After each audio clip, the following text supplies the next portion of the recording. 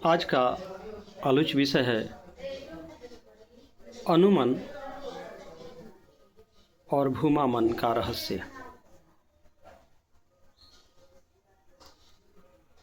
इस वीडियो को थोड़ा अच्छी तरह से समझना चाहिए। ये बड़ा ही रहस्य विषय है।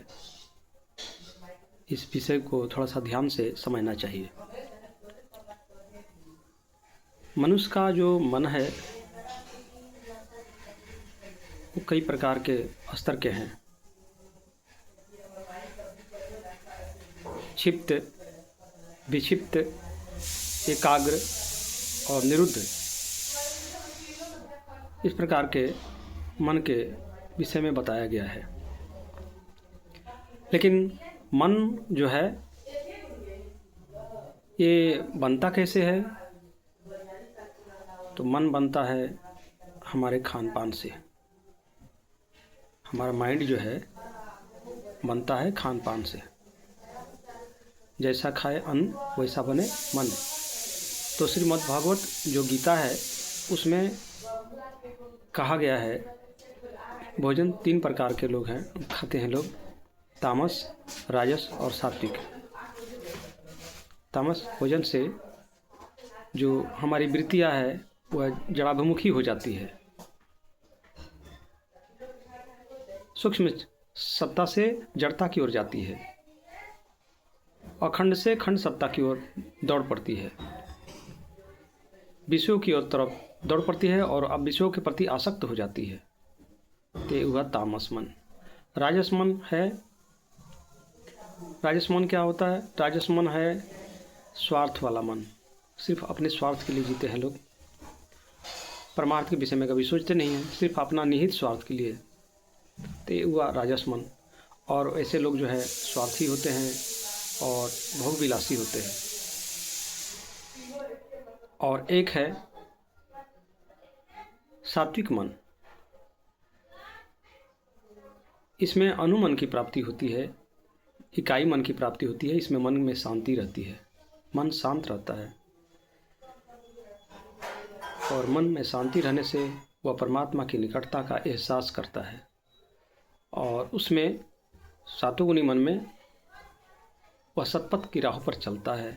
वह समझता है कि बुरा क्या है और अच्छा क्या है।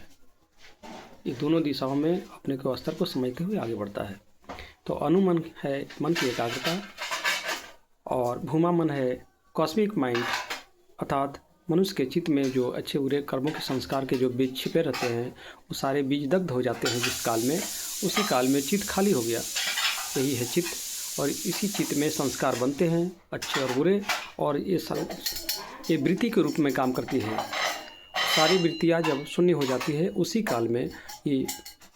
काल में आत्मा स्वतंत्र होकर के परमात्मा में मिल जाती है। तो जो मन की प्राप्ति होती है उसी मन का नाम है भूमा मन। तो आप लोग समझ गए कि मन की एकाग्रता ही अनुमन कहलाता है। और मन की जो सारी वृत्तियाँ हैं, सारे बीज जो है, सारी वृत्तियाँ जिस काल में शून्य हो जाती है उसी काल में ये आत्मा स्वतंत्र होकर के परमात्मा में मिल जाती है। तो उसी को कहते हैं मोक्ष की अवस्था, मुक्ति की अवस्था।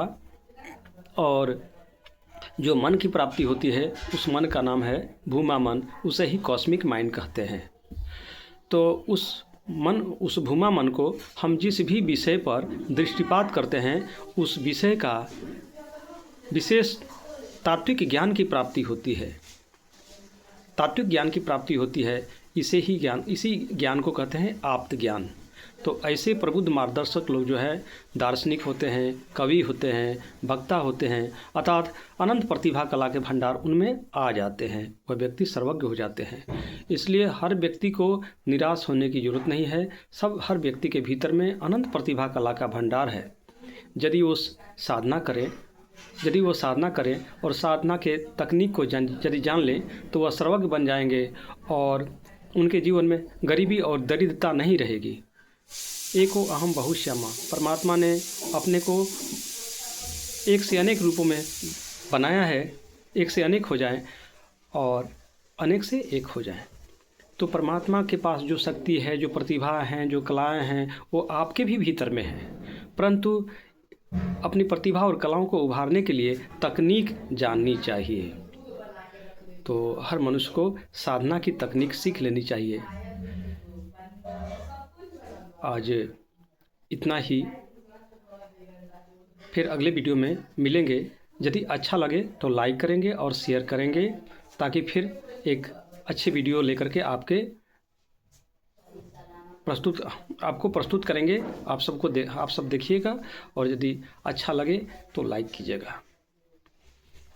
आज का आलोच्य विषय है यही, मन और भूमा का रहस्य।